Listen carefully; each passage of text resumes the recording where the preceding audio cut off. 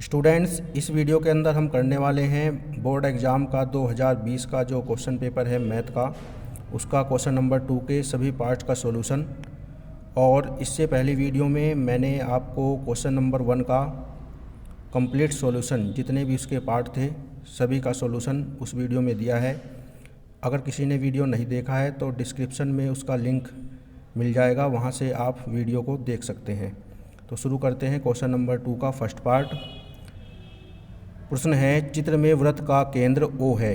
देखिए, ये वृत्त का केंद्र हो गया जिसकी जीवा AB और CD हैं, बिंदु E पर काटती हैं। यदि CE बराबर 4 सेंटीमीटर, ED बराबर 2 सेंटीमीटर, तो AE और EB का मान ज्ञात कीजिए। AB मल्टीप्लाई EB का मान हमें ज्ञात करना है। तो इसके लिए फॉर्मूला होता है, वृत्त की जो जीवाएँ होती हैं उनके अंतः खंडों का गुणनफल बराबर होता है। जीवाओं के अंतः खंड का गुणनफल बराबर होता है। तो उसी का यूज़ करके हम यहाँ पर AE और EB का मान ज्ञात कर लेंगे। ठीक है, तो जीवाओं के अंतः खंडों का गुणनफल बराबर होता है। ठीक है, तो इस वृत्त के अंदर जो हमारी जीवाएं हैं AB और CD, उसके अंतः खंड हैं AE EB और दूसरी जीवा के हैं CE और ED। तो AE मल्टीप्लाई EB बराबर CE मल्टीप्लाई ED। ठीक है, तो यहाँ पर देखिए हमें CE और ED का मान दिया गया है, तो हम इनकी जो वैल्यू है उनको यहाँ पर पुट कर देते हैं। 4 सेंटीमीटर और ED है 2 सेंटीमीटर, तो ये हो गया 4 दूनी 8 सेंटीमीटर। तो देखिए इसमें AE गुणा EB का मान हमने ज्ञात कर लिया है। ठीक है स्टूडेंट, इस तरीके से हम जीवाओं के अंतः खंड के गुणनफल का यूज़ करके मान निकाल सकते हैं। सेकंड क्वेश्चन है, कोसेक 42 बटे सेक 48 का मान ज्ञात कीजिए। तो ये ट्रिग्नोमेट्री का क्वेश्चन है और यहाँ पर हम जो फॉर्मूला यूज़ करेंगे वो है 90 माइनस थीटा। ठीक है, तो कोसेक 90 माइनस थीटा जो होता है वो होता है सेक थीटा। तो यहाँ पर हम 42 को 90 माइनस 48 लिख लेते हैं और अपॉन में सेम एज नोट कर देंगे सेक 48।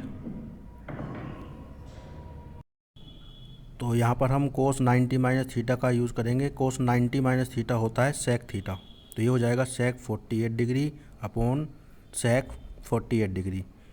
ये कैंसिल होके आ जाएगा यहाँ पे 1। तो देखिए स्टूडेंट, ये आ गया है आपका सेक 42 अपॉन सेक 48 का आंसर। ये है नेक्स्ट क्वेश्चन। चित्र में एक वर्ग OABC चतुर्थांश OPBQ के अंदर खींचा गया है। यदि OA बराबर 20 सेंटीमीटर हो तो छायांकित भाग का क्षेत्रफल ज्ञात कीजिए। ये देखिए, ये एक चतुर्थांश है और इसके अंदर ये वर्ग बना हुआ है। ठीक है, तो हमें ये जो डॉटेड है छायांकित भाग है इसका मान ज्ञात करना है। तो हम क्या करते हैं, चतुर्थांश के क्षेत्रफल में से वर्ग के क्षेत्रफल को माइनस कर देते हैं, तो हमारा आंसर आ जाएगा। तो छायांकित भाग का क्षेत्रफल बराबर होगा त्रिज्याखंड का क्षेत्रफल,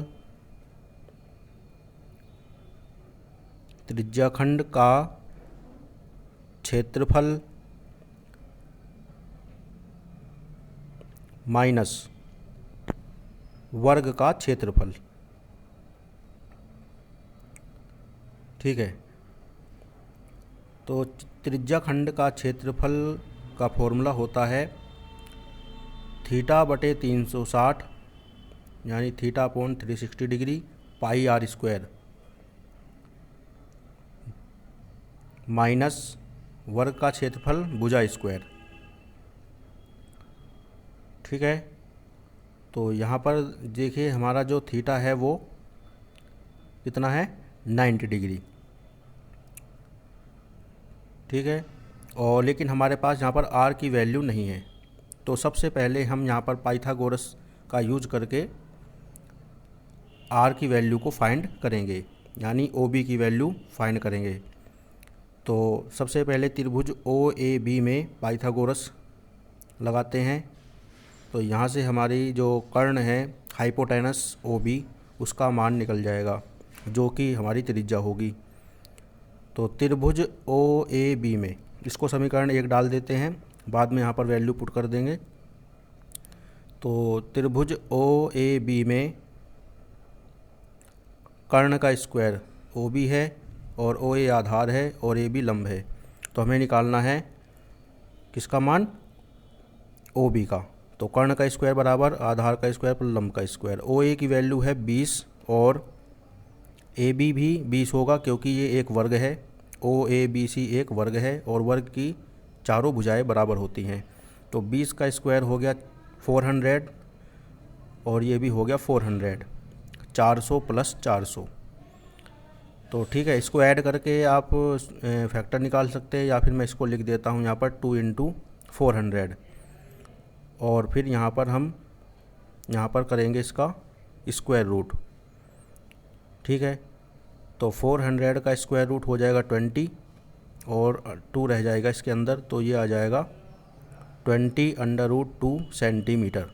ये आ गया हाइपोटेनस कर्ण, और जो कि हमारे त्रिज्या खंड की त्रिज्या है।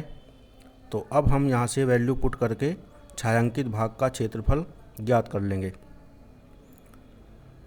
ठीक है, तो त्रिज्या आ गई हमारी 20√2 सेंटीमीटर। चलिए अब इसकी वैल्यू को पुट करते हैं और अपना फाइनल आंसर प्राप्त कर लेते हैं। तो छायांकित भाग का क्षेत्रफल बराबर थीटा था 90/360। पाई की वैल्यू होती है 22/7। अगर कहीं पर मेंशन हो तो 3.14 भी हम वैल्यू को लिखते हैं, नहीं तो 22/7। आर आ गया है 20√2 का स्क्वायर माइनस वर्ग का क्षेत्रफल है भुजा स्क्वायर, भुजा है हमारी वर्ग की 20 का स्क्वायर। ठीक है, तो इसको सोल्व कर लेते हैं। 0 से 0 कट जाएगा, इसको सोल्व करके आ जाएगा 9 1 जा 9, 4 जा 1/4, 22/7 को सेम एज लिख देते हैं, कैलकुलेशन सिंपल हो जाएगी। 20 का स्क्वायर 400 और √2 2 हो जाएगा। ठीक है, 20 का स्क्वायर हो गया 400। अब इसकी मल्टीप्लाई करके जो भी आएगा वो हम यहाँ पर पुट कर देंगे। तो फिलहाल तो यहाँ पे 4 से इसको काट दिया 400 को, तो 100 आ गया, और ये हो जाएगा 44 इंटू 100। ठीक है, और यहाँ पर अब इसके बाद एलसीएम लेंगे इसके, तो ये हो जाएगा 4400 माइनस 2800। ठीक है, अब इसको यहाँ पर कर लेते हैं सब्सट्रैक्ट। इसको माइनस करके आ जाएगा यहाँ पे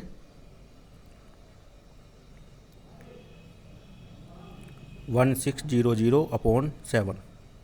ठीक है, 4400 में से 2800 माइनस करके आ गया 1600/7। इसको डिवाइड करेंगे। ठीक है, तो ये एक नॉन टर्मिनेटिंग रिपीटिंग डेसिमल है, यानी इसका डिवाइड कंप्लीट नहीं होगा।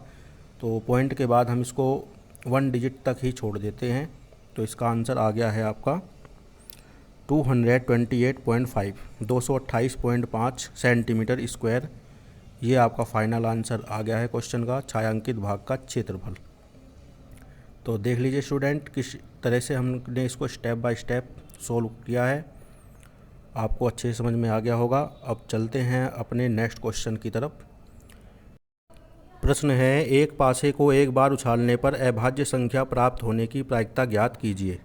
ठीक है, तो पासा तो आपको पता ही होगा, जैसे लूडो का जो गोटा होता है, इसमें कुल संख्याएं होती हैं 6। पासे में संख्या बराबर कौन कौन सी होती हैं, 1 2 3 4 5 6, यानी कुल संख्या कितनी हो गई 6।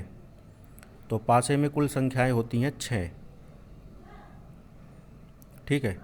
और इसके अंदर जो अभाज्य संख्या हैं वो कौन कौन सी हैं? अभाज्य संख्या वो होती हैं जो 1 से और खुद के नंबर से ही डिवाइड होती हैं। तो 2, 3 और 5 ये हो गई अभाज्य संख्याएं, जो काउंटिंग में कितनी है? कुल 3 है, ठीक है। तो अभाज्य संख्या तो आपको पता ही होगा अच्छे से, जो 1 से डिवाइड हो और खुद अपने आप से डिवाइड हो, यानी जिसके सिर्फ 2 फैक्टर होते हैं, एक तो 1 और एक खुद वो नंबर, उसे हम कहते हैं अभाज्य संख्या यानी प्राइम नंबर, ठीक है। तो अब हमें इसकी प्रायिकता ज्ञात करनी है। तो अभाज्य संख्या होने की प्रायिकता बराबर, जिसकी प्रायिकता ज्ञात करनी है उसकी संख्या को ऊपर लिखते हैं और नीचे कुल संख्या। किसी भी संख्या की प्रायिकता ज्ञात करने का यही फॉर्मूला होता है, ठीक है। तो अभाज्य संख्याएं हैं 3 और कुल संख्या है 6, ठीक है। तो ये यहाँ से डिवाइड कट जाएगा, 3 1 जा 3, 3 2 जा 6, तो ये आ गया 1/2। Probability of getting a prime number, एक अभाज्य संख्या होने की प्रायिकता आ गई 1/2।